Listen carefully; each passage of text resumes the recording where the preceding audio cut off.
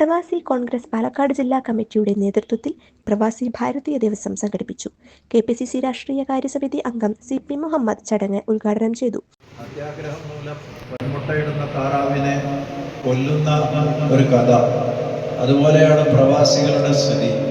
പ്രവാസികളുടെ കയ്യിൽ നിന്ന് ആനുകൂല്യം കിട്ടാൻ വേണ്ടി അവരെ പലപ്പോഴും ചൂഷണം ചെയ്യുന്ന ഈ സമൂഹം, അത് രാഷ്ട്രീയ പാർട്ടികളായാലും ശരി, കലാസംഘടനകളായാലും ശരി, ഏത് മേഖലയിലുള്ള പ്രസ്ഥാനങ്ങളായാലും ശരി, അത്യാഗ്രഹം കൊണ്ട് അവരെ ചൂഷണം ചെയ്ത് അവസാനം അവരെ കൊല്ലുന്ന താറാവിനെ കൊന്നതുപോലെ അവസാനം ഒന്നും ലഭിക്കാത്തൊരവസ്ഥ ഉള്ള സ്ഥിതിയാണ് നമ്മുടെ രാജ്യത്തുള്ളത്.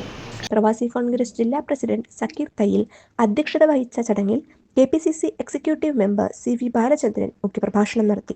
ഇന്ത്യയുടെ വികസനത്തിൽ പ്രവാസികൾ നൽകുന്ന വിലമതിക്കാനാവാത്ത സംഭാവനകളെ സ്മരിക്കുന്നതിനും പ്രവാസികളെ മാതൃരാജ്യവുമായി കൂടുതൽ അടുപ്പിക്കുന്നതിനുമായാണ് ഈ ദിനം ആഘോഷിക്കുന്നത്.